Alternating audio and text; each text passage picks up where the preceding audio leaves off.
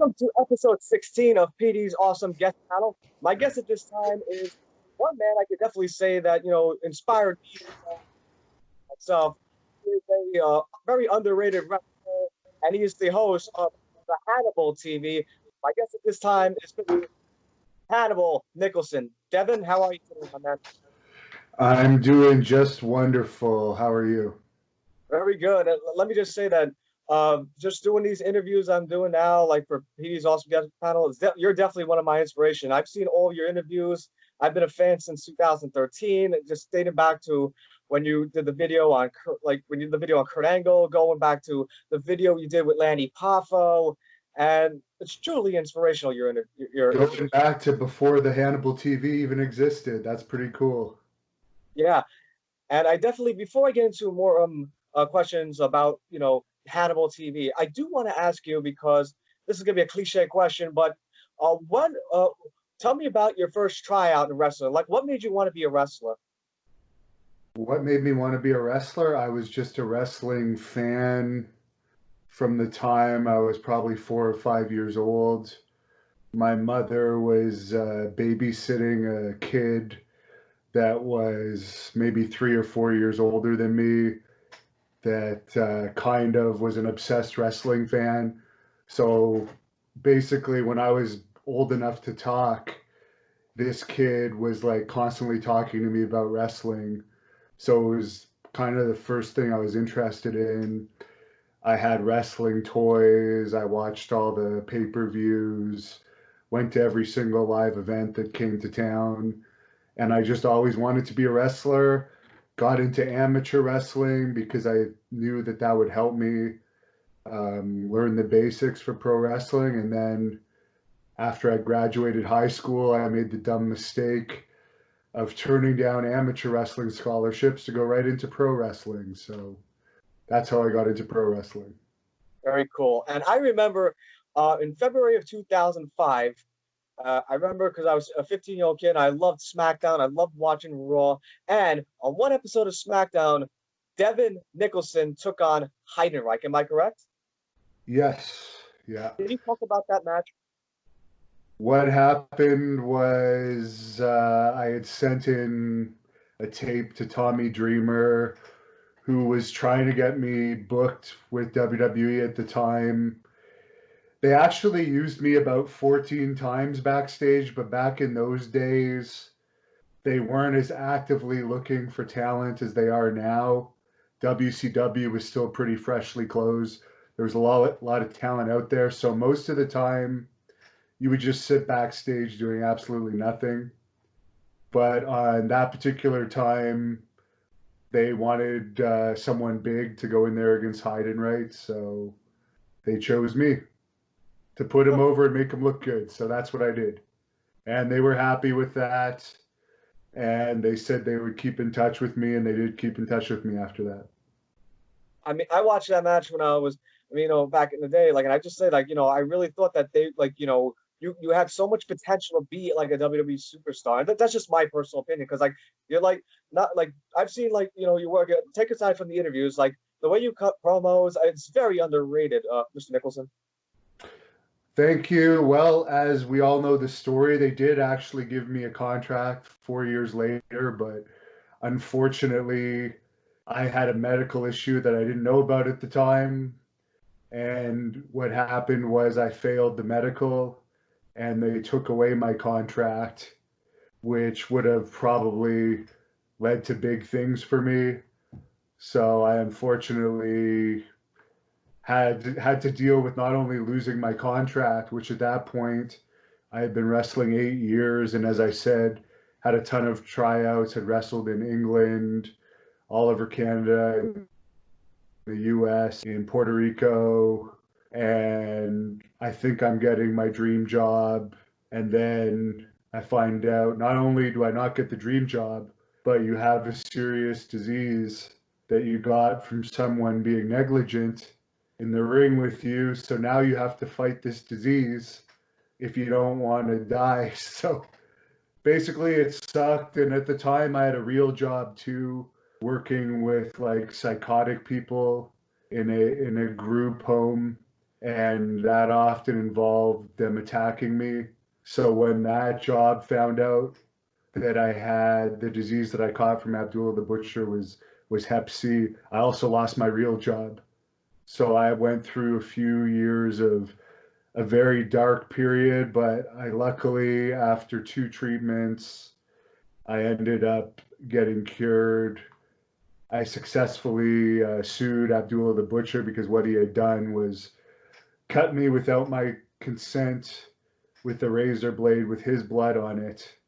And he had known for at least 10 years that he had Hep C, according to his medical records. So he was found guilty of negligence, assault, and battery.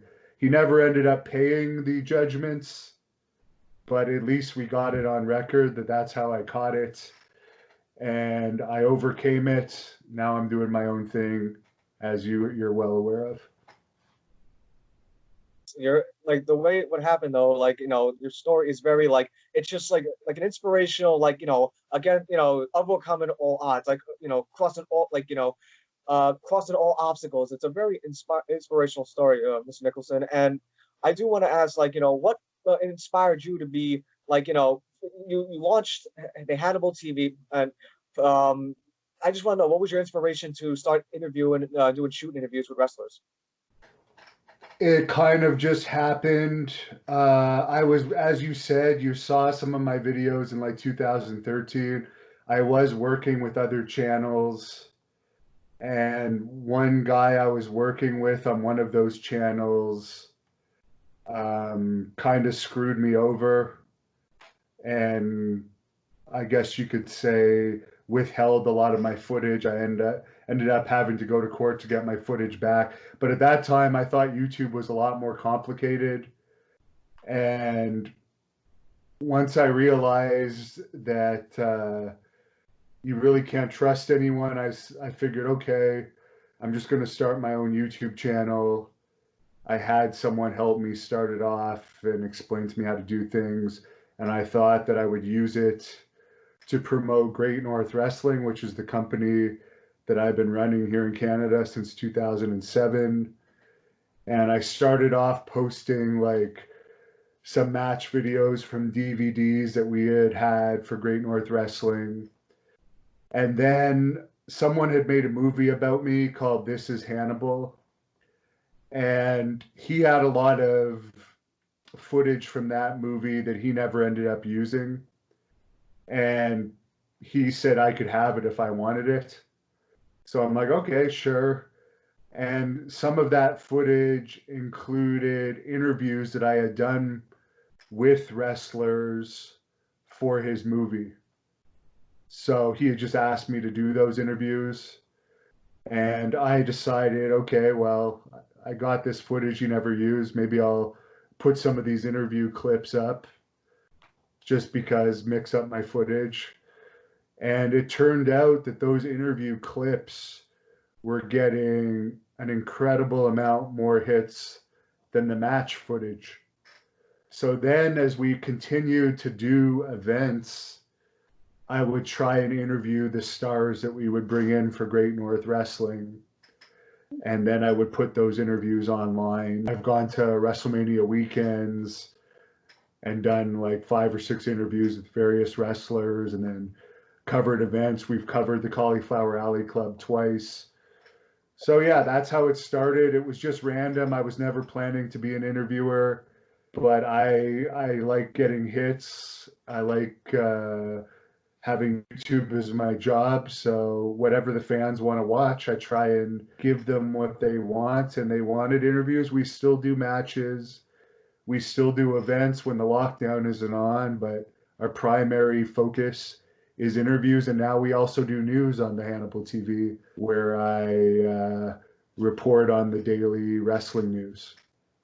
Very cool. And I think, it's awesome knowing because there's not many, wrestling interviewers that go to different areas. Like you just mentioned the Cauliflower Alley Club. You've been to WrestleMania weekend, and you've done I believe, didn't you do also 80s Wrestling Con too? Or not? The National Wrestling Hall of Fame in Iowa, I've done a bunch of times. I've done a ton of cons. I haven't done Wrestling Con, but I've done icons of wrestling. I've done tons of conventions. I can't name them all. I got a bad memory, but numerous. Maybe a future 80s Wrestling Con. Who knows? But I do go to conventions a lot because not only do I do shoot interviews, but I do like the small interviews with wrestlers whenever I can. Sweet. And I do want to ask though, because one thing I love the Hannibal TV is that the storytelling is amazing. Like, because you never know what's real and what's not real. And what I was going to ask too is that when there was a video with a backstage thing between you and Lanny Poffo, was that a shoot or was that a work? Because it was so good, I couldn't even tell if it was a shoot or work. I've told that I did like a 15-minute explanation video on that because so many people asked me about that. That was basically a situation where, as I mentioned earlier, there was a movie crew filming me for like a year or so to get footage for my movie. They were not necessarily that smart to the wrestling business. So we did this tour in New Brunswick, Canada, where I was relying on a local person because this is where we put on the events is like 18 hours away from where I live. So somebody said that they were going to help me and do all the local promotion. They didn't do a very good job. There was like literally 100 people at the show. And I had been friends with Lanny for a while by that point, as well as the Honky Tonk Man. And we were kind of feeling, it was kind of like almost like a summer camp atmosphere because these towns were out in the middle of the woods. Honky Tonk Man always has beer on him, so we were drinking a little bit, and we just came up with the idea, hey, why don't we do something for the movie just to freak everybody out? Why don't we pretend something happened in the ring that Lanny didn't like, and it translates to backstage to try and like give wrestling some realism for the camera crew, because that way in the movie we could show that yes, maybe it's predetermined, but realism can happen. So we did that, and it was just a secret between Lanny, Honky, and I, and it worked very well. And I think one of the keys to it was nobody in the dressing room knew either. Like none of the wrestlers knew. And I did rough Lanny up in the match too. And there was also a little secret to that. Lanny had legitimately had his luggage lost that weekend. So one of the issues that we said that the heat was stemming from was that I ripped off Lanny's shirt in the match, which was legitimate because everyone knew he lost his luggage. That's why he was wrestling in his street clothes. So yeah, we did that. They didn't end up using it in the movie because the movie ended up being more about my health battle, and they thought that that footage was a little bit too controversial for like the way they wanted to portray me in the movie. They wanted to keep it strictly about kind of the Abdullah the Butcher issues and overcoming the health battle. So they ended up giving me that footage, and then I put it out online. By the time I put it out online, it was years after it happened.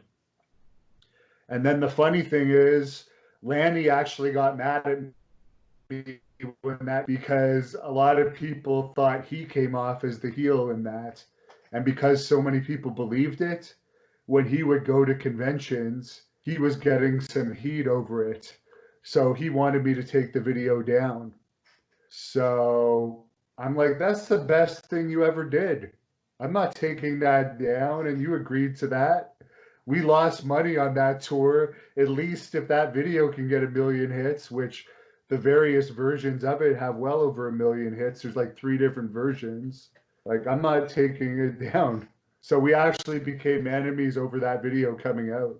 We are not friendly to this day over that. So that's the funniest part about it. We were friends for years after, but then for whatever reason, he wants to come off as the baby face and whatever.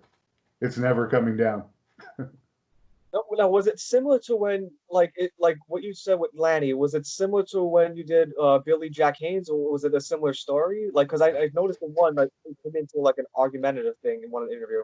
The Billy Jack Haynes, that was just, I was eating at a diner on a WrestleMania weekend, and the one in New York, and Billy Jack Haynes happened to be at the diner. I had never met him before. And he walked up to the table and he's like, can I talk to you outside for a moment? And I'm like, all right. I don't know who you are. What everybody thought that he was gonna like, does this guy want to fight me, or what the hell is he asking me to go outside for? But I guess he just didn't want anyone to know what he was going to tell me. And he's like, he saw the Lanny Poffo thing, and he saw the Terry Funk thing. He's like, oh, I think we could do something like that. But he wasn't sure when to do it, but he just wanted to give me his number and put the idea in my head about that. But coincidentally, David Penzer had just been telling me that he didn't really want to, he was working for us that weekend. We had flown him up to New York from Tampa to do interviews for us at the WrestleCon. Because I'll be honest, I really don't like doing those convention interviews. I'm not much of a people person. I like the one-on-one interviews, but I don't really like being around fans, and unless it's at a Great North Wrestling event, and having to interact with people and like try and convince wrestlers to do interviews with me. So it was easier for us. David Penzer already knows most of these guys. Let me just hire you and you can do that and I'll edit it. But David Penzer was whining about the last day because it was in New Jersey. And he really didn't want to go to New Jersey. He didn't like the New York traffic. He was really getting under my skin, actually, with all of his whining. He's a big whiner. So, yeah, so Billy Jack Haynes, when he took me outside and told me about this, it came into my head, wait a minute, David already doesn't really want to do the convention tomorrow. Why don't I just do the convention, do the interviews, and then that would give a good reason why I could have this issue with Billy Jack Haynes. So I kind of popped into my head there, and I said, okay, maybe we'll do something tomorrow. And he had this big idea of something wild with him actually getting color and all this.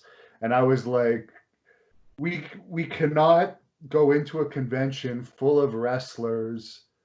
For one thing, some of them might think it's real, and actually it could erupt into a big, huge deal and actually get us both. They're going to know if we start wrestling and you blade yourself. I said, we got to just do it subtle, just have a subtle argument. And he agreed on that. And I said, okay, well, let's just do it tomorrow. Let's just go with the flow and we'll take it from there. And that was all we said to each other. So I went back in, and Penzer was actually eating with me. And then I went back in and told Penzer, hey, don't worry about it. We'll still pay you for the last day, but you don't have to go. You can just stay in your hotel room in New York. So he was happy about that. Then the only bad thing about it was we did that interview. It was believable, but so believable that Penzer actually had a problem with it, because my reason for interviewing Billy Jack was because at that point he was going to be doing a convention with Penzer a couple months later in Florida. So Penzer thought because we did this, it would turn people off of the convention. So Penzer was so when I first posted it, it had like 50 or 60,000 hits in the first day.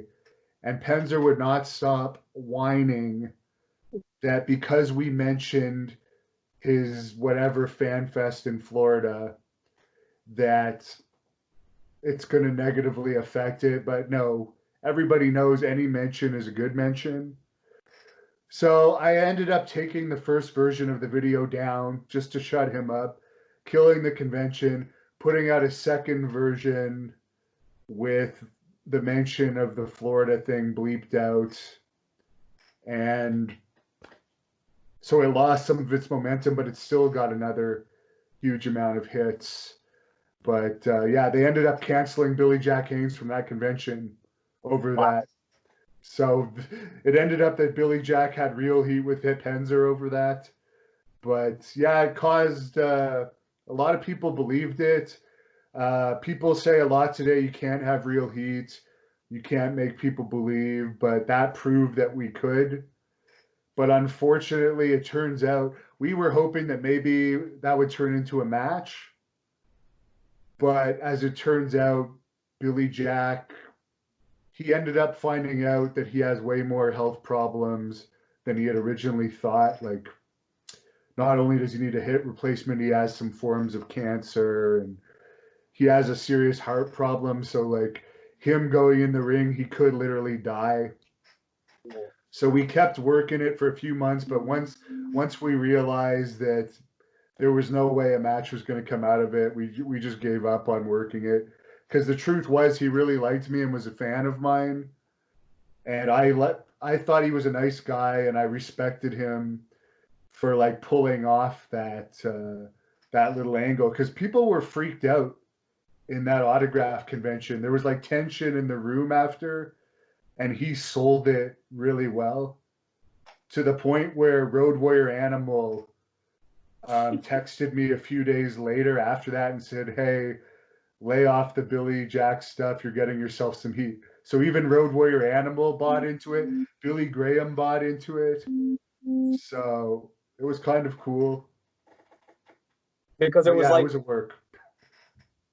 to preserve like it was so good, like it was believable, like but you also have to preserve kayfabe, right, to make it look more believable, right? Yeah. So like we were still doing a few more interviews after that. So yeah, I think we pulled it off well, but as I said, it's unfortunate nothing more came out of it. As I said, he originally wanted a match out of it, but we don't want him to die. I actually don't even know where he is. I haven't heard from him in months. The two numbers I have from him don't work anymore, so I hope he's okay wherever he is.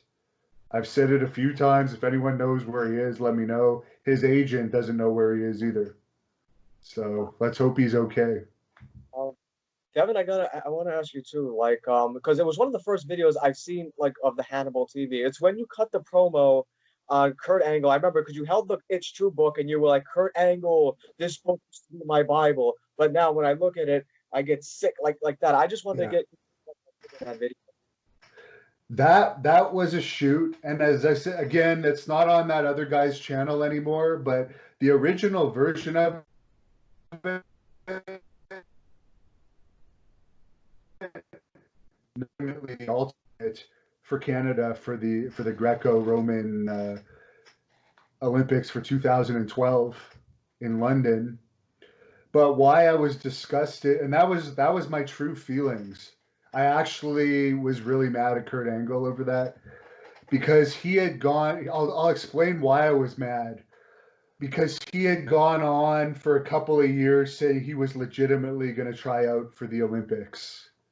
And people were saying he was full of shit. And because I had read his book and thought I knew the type of person he was, I actually had arguments with people like thinking that he was serious and it wasn't just a work to try and get publicity for TNA or whatever. And like I was sticking up for him. So the reason he pulled out of the Olympic trials that year is it didn't even require surgery. There was like some issue with his knee, but like he did the first Olympic trials with a broken neck. And he's claiming that he's too injured to do the Olympic trials, but he still kept wrestling for TNA the whole time. So yes, you're making wrestling look fake. I can't do the real wrestling, but I'll still keep doing the fake wrestling. So I had an issue with them, and I think that was a challenge video that I was challenging him to an amateur wrestling match. And yeah, I was really I'm over it now, but I was just upset because I had stuck up for him and said no, this was not a work. But let's face it, if he actually thought he had a chance, he would have done it because he did the first ones with a broken neck.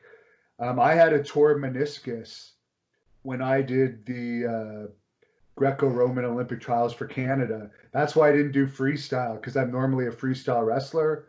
I had done tournaments for a year to warm up to try and make the 2012 Olympics. And in one of those tournaments, I still won the match, but while I was escaping a single leg, I tore my meniscus. So because of that, I did not have good movement on my legs from side to side. So I was stuck doing Greco-Roman because I just didn't have a chance in freestyle with that injury. But like, despite needing surgery, I still did those Olympic trials because I had worked for it the whole year.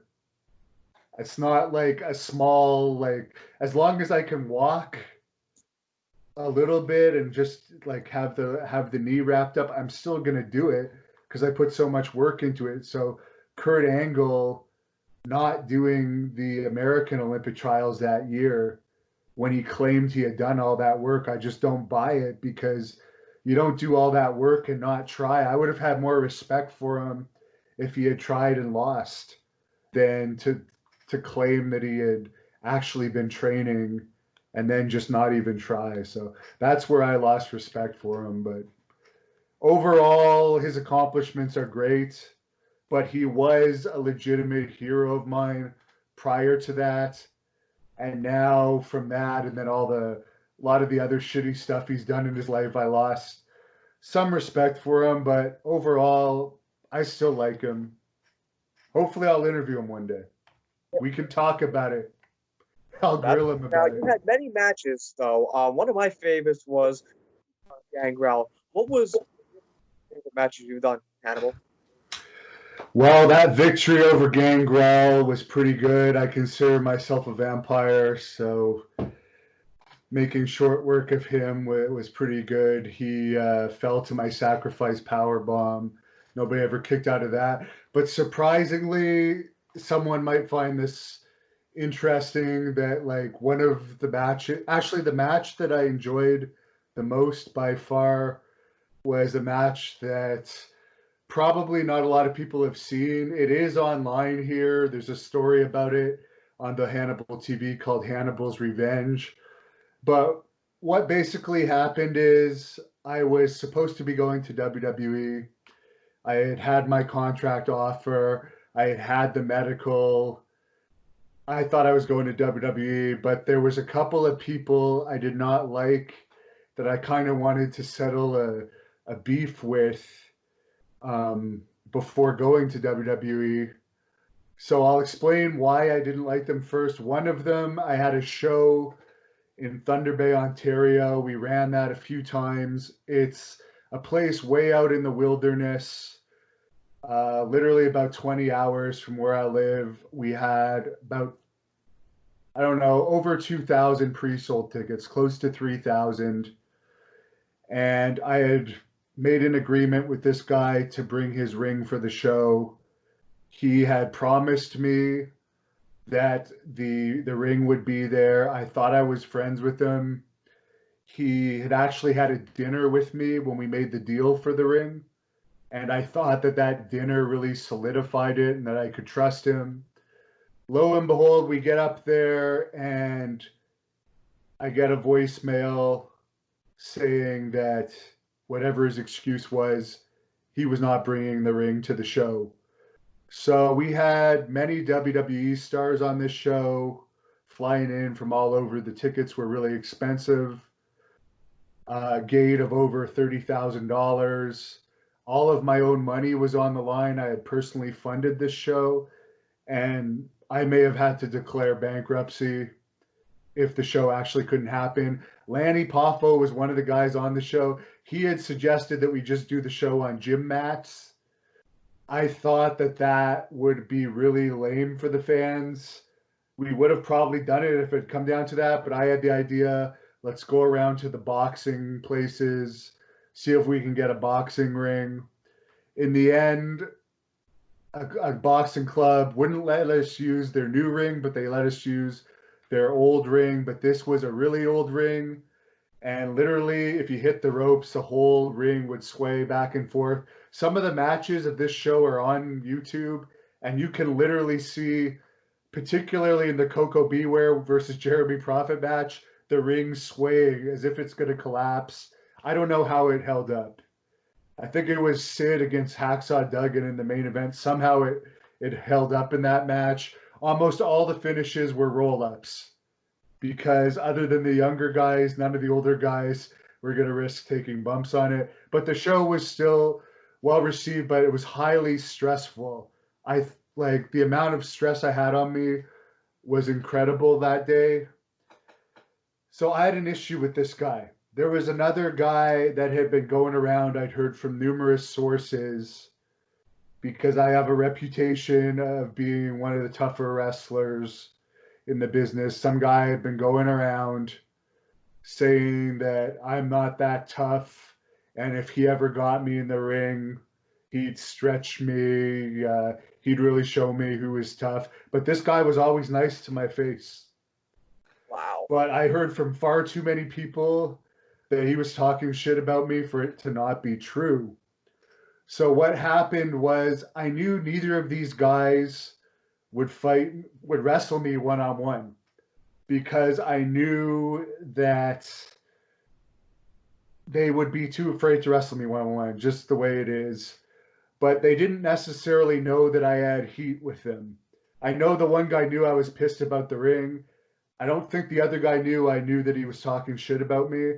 But one thing I did know is that they were both huge fans of Abdullah the Butcher. So I came up with a plan that I would bring Abdullah the Butcher in as my tag team partner and ask these two guys to do the match with us, because I knew they would not say no if Abdullah the Butcher was there, because this ended up being his last match ever in Canada, by the way. So it was a historic match. Abdullah the Butcher never wrestled in Canada again after this match. And it worked. They agreed to the match. And the match started off with me basically putting shoot grappling holds on them. I went out and I bought a specific chair for this match, the heaviest steel chair I could find. At another point in this match, I went after them with the chair. I chopped the hell out of them. I clubbed the hell out of them. I literally beat the shit out of them. And because I promoted this event with like literally a week's notice, because it was just like, I got to do this before I go to WWE. So I just kind of threw it together because it was a personal vendetta. There was like maybe 100 fans there, but the fans were going nuts in this match. Like, it had the feeling that there was a couple thousand there because they were so into the match. And at the end of the match, I did the one fat guy that said that he would rough me up. He was like 6'6", 350 pounds, that I beat the hell out of in this match. No one thought I was going to be able to hit my sacrifice power bomb on him, but I got him up for that. And when I hit it, the place exploded, and it was just such a satisfying match because I truly hated those guys, and the way that my plan worked absolutely perfectly. And when a plan comes together, there's nothing better than that. So I have to say that's probably my favorite match of all time. It was beautiful, and those chair shots, even today, I think it's been like 11 years now, they'll still put a smile on my face because the one guy starts running. He's not even trying to sell the chair shot. I hit him with the chair. He looks back, and you can see him start running away. It was truly beautiful. Awesome. And wonderful story, as they would say in WWE. I told a wonderful story in that match. Very cool. And now, before we conclude our interview, now this is an open forum, Devin, so you can say anything, you can promote, talk about anything you want. The floor is yours, sir. Well, of course, the Hannibal TV on YouTube. It is Canada's most popular combat sports YouTube channel. Over 122 million views now. YouTube.com/the Hannibal TV. I also have a personal YouTube channel, Devon Nicholson. You could look that up. I post some custom content on there. I am on Twitter at Devon Hannibal, DevonHannibal. We're also on Twitter at the Hannibal TV, Instagram at the Hannibal TV. If you go to thehannibaltv.com, all of our links are on there. I even post my full shoot interviews in podcast forms on iTunes. It's called the Great North Wrestling Podcast. All the links are at thehannibaltv.com. So we're working away, growing the channel. I'm interviewing Conan this week, Taylor Hendricks, got some other stuff cooking for the future, Bas Rutten. Right now, I don't just do wrestling interviews anymore because I kind of don't really like, I'm not really a fan of the current products. I still follow the news, but I'm also delving into the UFO realm because one of my highest viewed interviews is with Travis Walton from the Fire in the Sky movie, a UFO alleged abductee. So I'm getting into that. I just interviewed Butterbean from the boxing world. I've interviewed Larry Holmes, Vander Holyfield, so many MMA fighters, Mark Coleman, Ken Shamrock, Forrest Griffin, Stephan Bonner, Roy Nelson, the list goes on and on. So I hope to continue expanding. I've even interviewed Dee Snider from Twisted Sister. Hope to do more rock star interviews. I know